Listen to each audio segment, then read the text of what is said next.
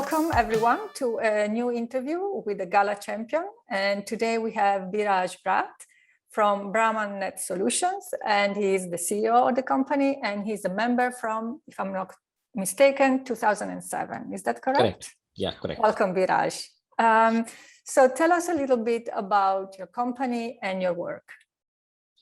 Sure, Isabella, thank you so much for having me here and calling me a champion. Sounds nice to hear that, first of all. I'm really glad to be on this platform. We've been members in 2007, and it's been a great experience working with GALA. I've been on a different roles with them, and it's been great experience, especially the events and the networking part. Regarding the company, so Brahmaan International, as we call it now, is a company that we've headquartered now in Dublin. Originally, we started off in Delhi in India, and the way we started out was not with localization, to be honest. So we started with what we call as e-learning development. So we used to work with some of the Indian companies as well as some of the multinational companies in designing and developing. Back then, we used to have CD-based learning programs. So all the multimedia with voice, videos. Back then, we used to do video and voice, which is now becoming so popular. But we'd been an advocate of visual and audio-based content, as we were taught in our e-learning. People who used to teach us how to do e-learning, those are more powerful tools. So that's where we started our company in developing courses and curriculums, mostly as we call custom content for companies. And these would be for employees, customers, and things like that. So what actually happened was we didn't realize, but even our very first customer wanted some of their e-learning content to be translated into other languages, simply because, for example, an induction program was supposed to be launched in all the different branches they had in different countries. So some people had offices in Vietnam, in Thailand, in Russia, and in different locations.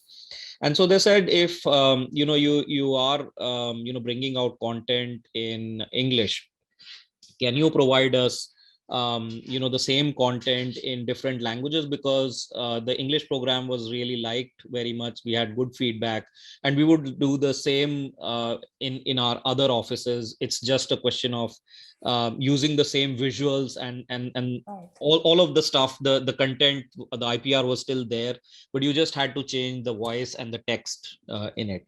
Back then, we did not know this was called localization, right? We used to refer it as translation.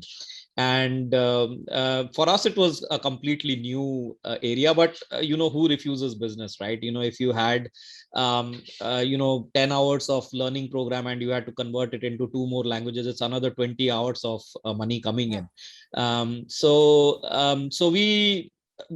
honestly speaking, we used to struggle getting things done. And this was way back in 2000, when Windows did not support some of the Asian languages properly, especially Indian languages, but were not even stable on different environments. On the web, they would not work properly.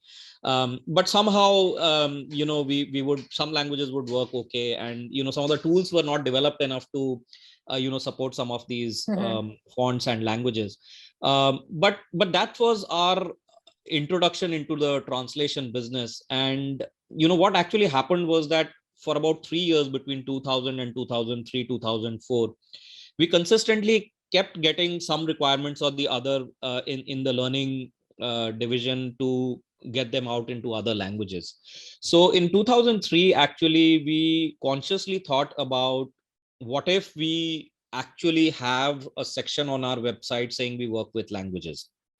And so we commissioned a study within our company. We asked somebody to go and hunt what this is all about, and that's when we came to know about that localization is an industry in itself, right? And that's what our formal entry into the industry in that sense.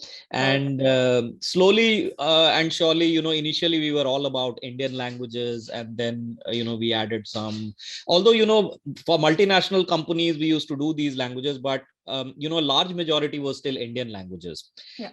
And then we added Middle East, then some of the Asian languages, Southeast Asian languages, and of course now we work with roughly 100 plus languages at the moment. In this case, the next question would be for an enterprise or an organization in general who wants to enter the Indian market. What would your main recommendation be? Yeah, for an enterprise, you know, when it enters into India, whether it's a product or a service, it actually honestly depends on what the product or the service is. And honestly speaking, I won't have all the answers here because India is really a complex country, and it's a market within a market, right?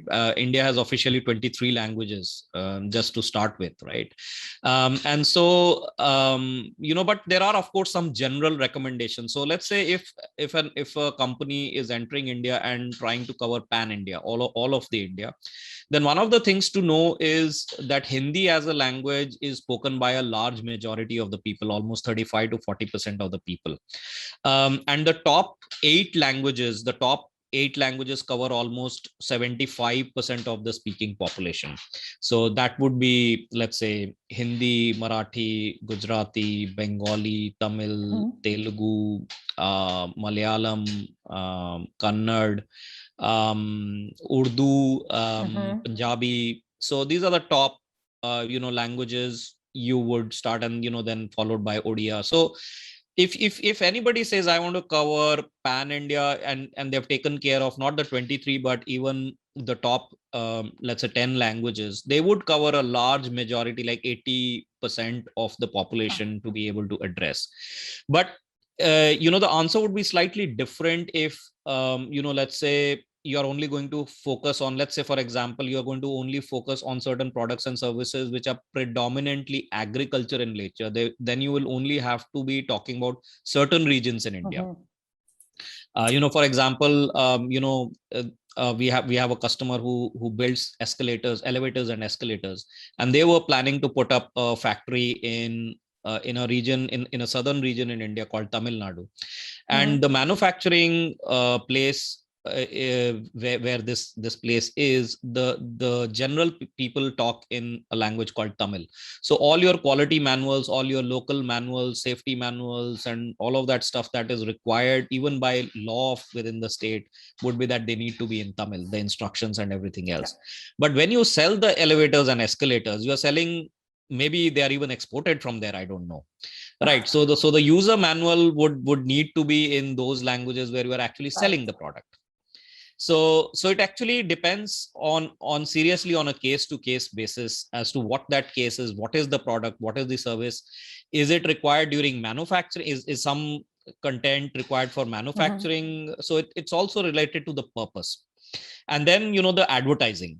So a lot of the advertising in India is visual in nature. So you may not need text-based translations or localization. You may need to localize the jingles, the radio jingles, or maybe the TV advertisements and stuff like that. So it really depends on you know, the target audience and everything else. Right. And so what would the main reasons be for a company to decide to localize products or services for the Indian market? Yeah, that's a good question. And, you know, for the last 15 odd years, I have been going around all over the world telling people about the misconceptions a lot of people have. So one of the misconceptions that people have outside of India is most of the Indians know English. And if I were to ask you a question, how many percentage of Indians do you think speak English or know English? What would be your guess? Oh, you put me on the spot. I wouldn't know, but probably a very low one. A low number. Take a guess. Okay, 20%. Yeah, that's pretty high. The actual percentage is below 10%, right? Wow. So and even within that, the people who actually use English as the first language is, I think, something like 5 or 6% only. So then people are using English as the second language, as a third language, and stuff like that. Right. So officially, if you go to any of the data sites, who actually crunch these numbers, you will see that, as a first language, it's less than 10%. And although it's growing on a day-to-day basis, but it's still well below what you would expect. So think about a population of 1.3 billion plus. Oof. Right. And we are talking here also an age demographics, which is 65% of India has age below 35 years of age. So that's working population. That's a consumer population. That's a big market. And think of that whether you want to address the 10% who speak English or the 90% who don't speak English. Exactly. And that 90% is divided into all these main languages, right? So so one has to just understand what their product or service is, and if they are a B2C and they need to reach out to the masses, then I don't think I need to give them any other data. No, I think you made your point. Yeah. So in this case, let me ask you another question. Based on your experience, can you give us, let's say, an outlook on the Indian market, but more in general on the emerging market opportunities for, let's say, a period of the next 5 years? Let's not look too far into the future. Yeah, that's a good question as well. I think I'll take you back a little bit into history to bring some perspectives here. So when we started, like I mentioned, Indian languages were called exotic languages back then, by the way. Okay. We used to always get, projects from customer with a subject line saying exotic languages required. And, Hindi would be considered as an exotic language back then. Times have changed. And, I think we saw this change actively after 2007, 2008, where Hindi started slowly becoming one of the main languages with the other set of languages. And now we are seeing more so happening. And I think the message that we've been trying to send out into the market saying, you simply can't ignore this market and think that it is all English, started to happen slowly. But I would say that it's only scratching the surface right now.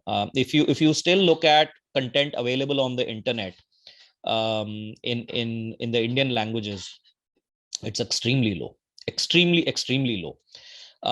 And so while that is one indication of what is not available in these languages, for business it is even more stark, because some people now only have started realizing that what I just mentioned is, if you need to go out to the masses and reach out to them and make the products available to them, then you can't be speaking English, because people simply can't associate. So while in India, I think the movement has started happening, I would say we are seeing massive changes happening in the last 2 to 3 years. And I think in that sense, COVID helped a little bit, because when people started going online and seeing what are the other markets they could attach to digitally, that's when they came across India being also a market which could potentially bring additional revenue, divide the risks, and things like that.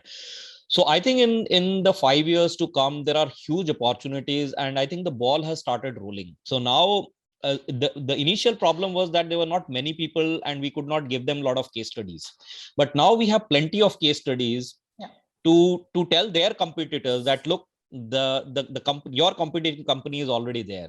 If you don't come, you're going to lose out. So now we are getting those cases where we are able to cite more and more examples and case studies to our potential customers and saying, look, somebody is already there. Do you want to do it or not? And, it's much easier than to convert those kind of customers. So I think the word is out that India is an untapped market. And I think in the next 4 to 5 years, I foresee two changes. One is, a lot of multinational companies coming into India, invest more and more into, making the local language based content available.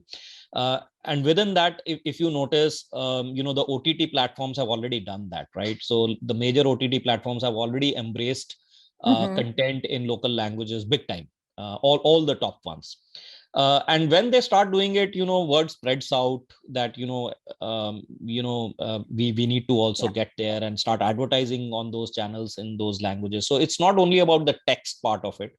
As I see it, the next 5 years is, I think, going to be more and more increase in visual and audio content. That's my and in India, it's going to be more important because there is about 30% of the Indian population which doesn't read, write, but they can listen, they can see. So therefore, visual and audio content is actually going to be more important, including the fact that e-commerce companies will have voice-based searches and things like that. So it's going to go in that direction, I feel. So if you have good core strength in addressing those needs, I think companies in India will have a good time in bringing out further case studies, I would say. Around the India market, when I look at the Southeast Asian market, I think Indonesia is already very hot. One of our top languages where we do work is Indonesia, actually. Even now, in certain quarters, we do more work in Indonesian than in some of the Indian languages, followed by Thai, Malay, Vietnamese, sometimes Filipino or Tagalog. These are also quite prominent business givers for us. Myanmar, sometimes we see Burmese language going up.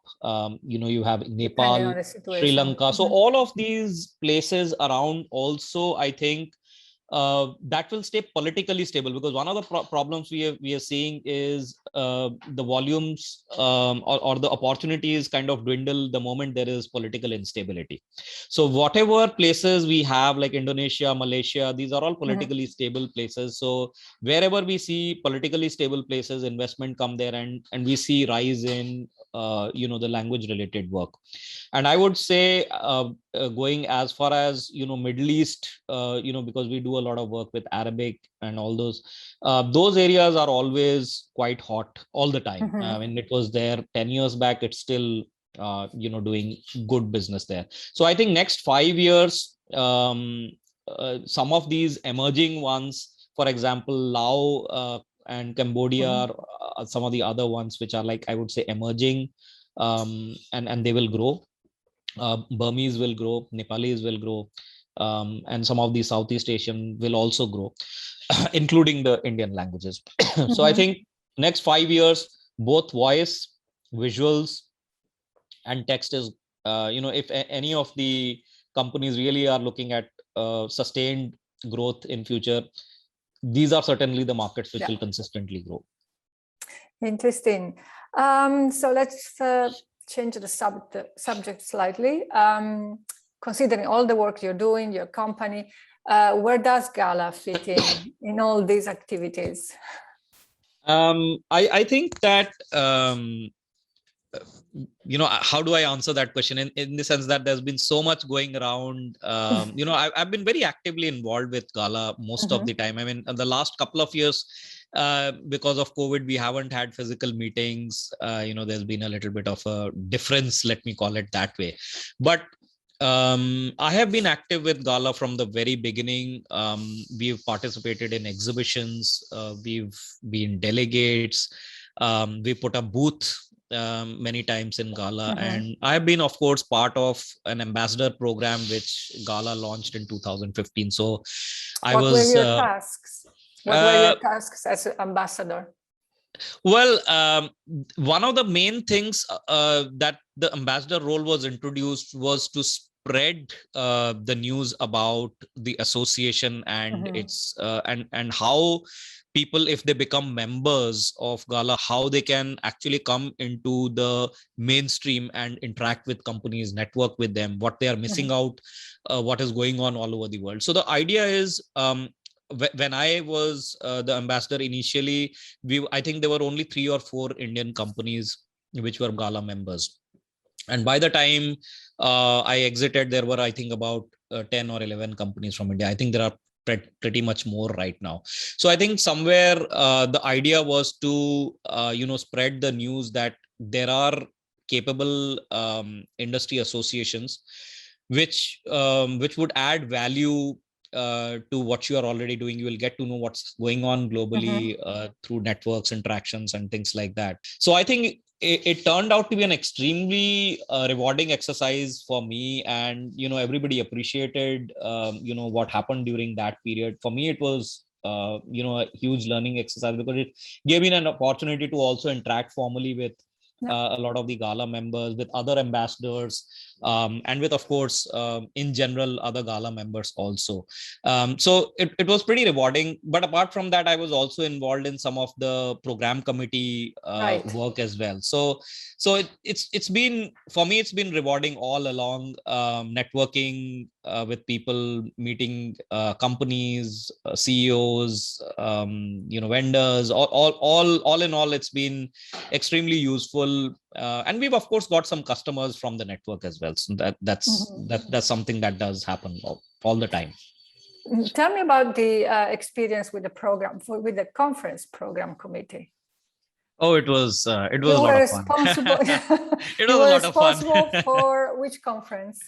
So we had the Istanbul conference. I think that was 2014. I think, Istanbul, Turkey. That was 2014. And that was just a year before I became an ambassador. So and then I'm not sure if a lot of people know, but Gala actually did 2 small conferences in India as well. And so I was responsible in organizing a lot of the stuff in India as well. So it was called Think India, because it was done in collaboration with Think Interpreting. So, although it was not, they were not very big events, but they were like a single day event kind of a thing. But we had good turnout, like we had 40-50 people in each of these, and for early stages, as Gala was making inroads into India, I think it was good to do that, because a lot of people appreciated the quality of content and everything else. Well, for Istanbul, we were, I think, 5 or 6 people in the program committee, and I was one of them. And the first thing that I would say is we had a lot of fun. The first thing, it was a lot of work, because we had to invite the call for proposals, and I think we had a huge variety of proposals that came in. I think, if I recall, it was like 300 plus or something, like 400 plus.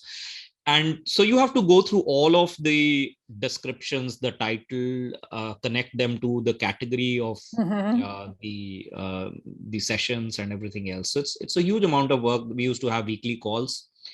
And in the weekly calls, we would kind of discuss which we think is appropriate, not appropriate. Sometimes we had missing information, so somebody needed to reach out to the person, talk to them, and get a revised description. Sure. So finally we get to a situation where we have to do the elimination job. So if we get 300 or 400, we have to bring it down to whatever, 20, 25 based on the program, right? So it's a 2.5 day program, and you have to fit the appropriate ones, and then the information has to go out to the unsuccessful ones, saying we are sorry, we can't, and we have to say, inform the ones who have successfully selected, reach out to them, and then the successful ones actually need the work, because then you have to discuss with them as to how it's going to progress, invite their content and review it, whether it's going in the right direction, they're not advertising themselves too much, and all of that stuff.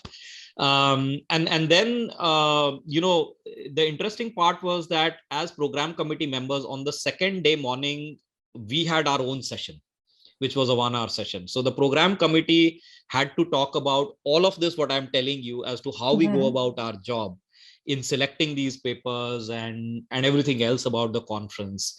So it was our own session, and we had to be thorough about it. And so we practiced it a couple of times beforehand. And of course, and in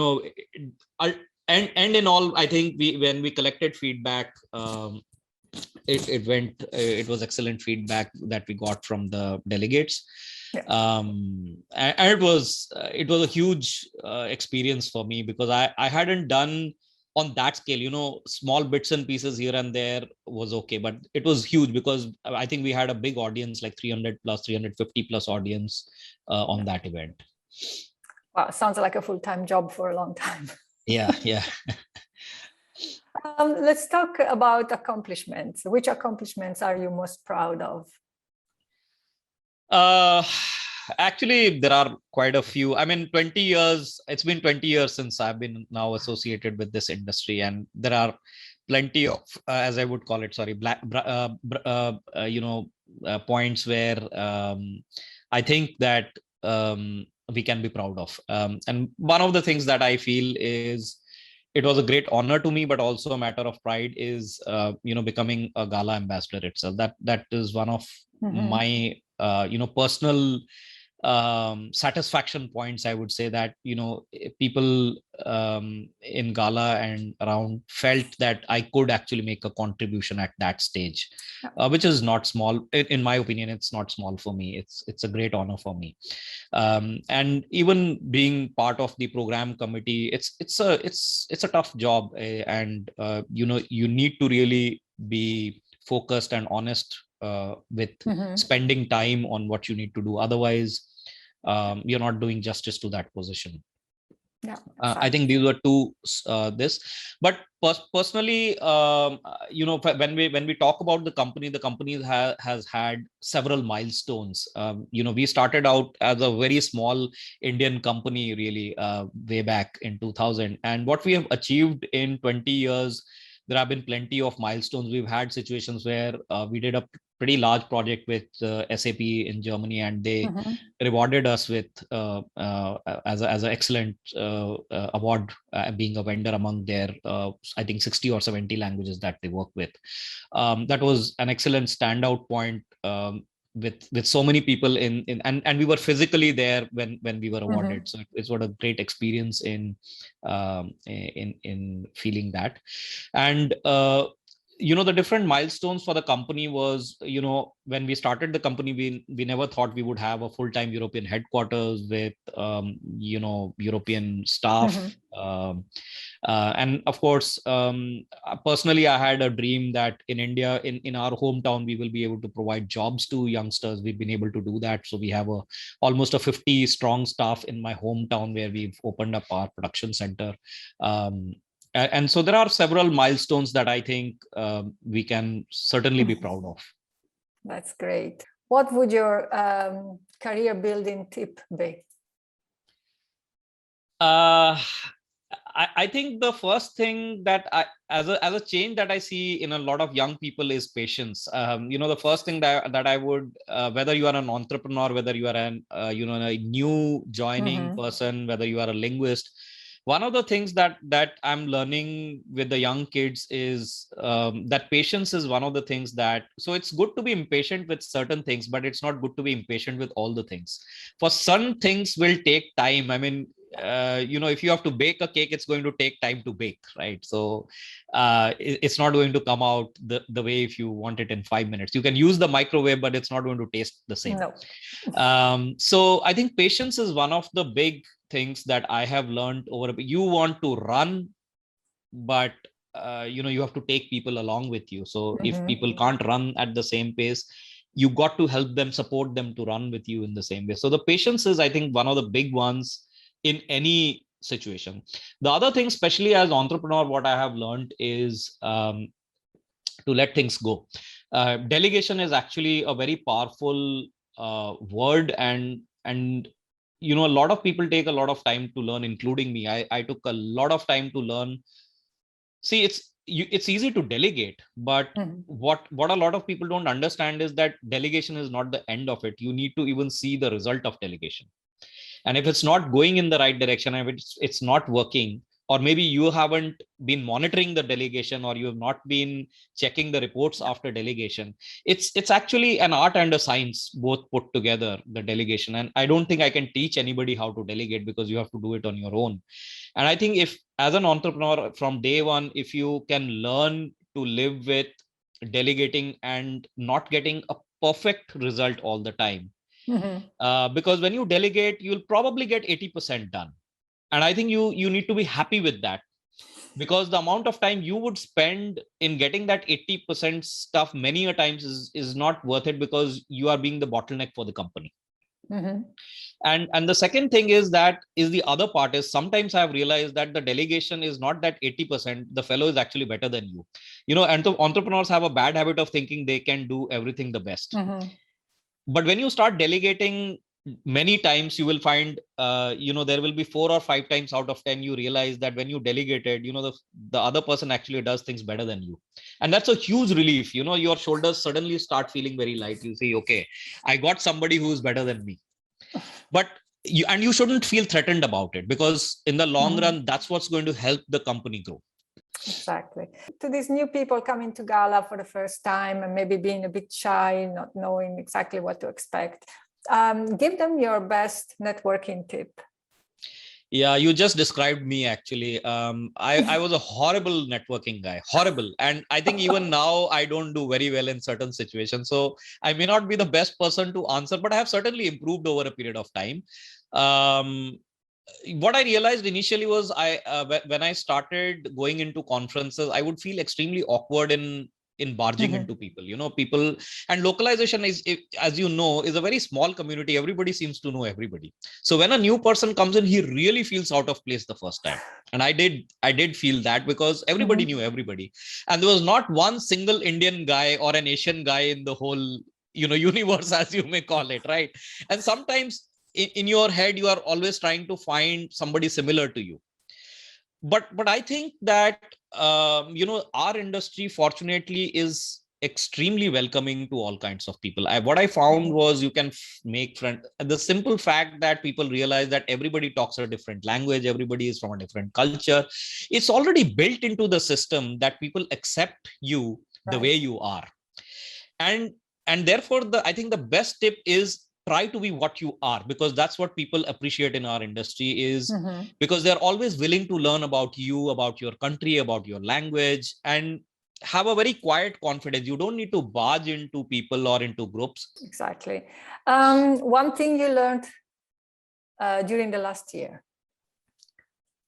Actually, plenty of things. But yeah, I think the standout would be invest in your personal development and growth. And the formula I like to use it is give 1 hour to yourself every single day. And I try to do that the first thing in the morning. And personal growth can be anything. It could be reading a book that you wanted to read. It could be a self-help book. It could be your passion, something that you wanted. You wanted to play guitar. It could be something like that.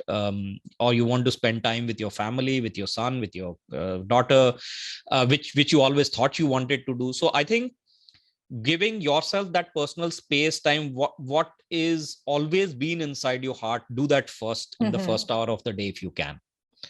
What that does is it kind of gives you peace inside. And it just opens up the whole day to take up the challenges, because you are confident about yourself, your family, and what you wanted to do as a passion for your own growth potential. Once you've done that, you realize that the rest of the day actually goes much better, and you feel much more in control. And with that, I think one of the other things that because I'm from India, so I try to also incorporate about not too much, 10 to 15 minutes into yoga or pranayam, which also kind of is a part of meditation. I mean, we can use the word meditation for it.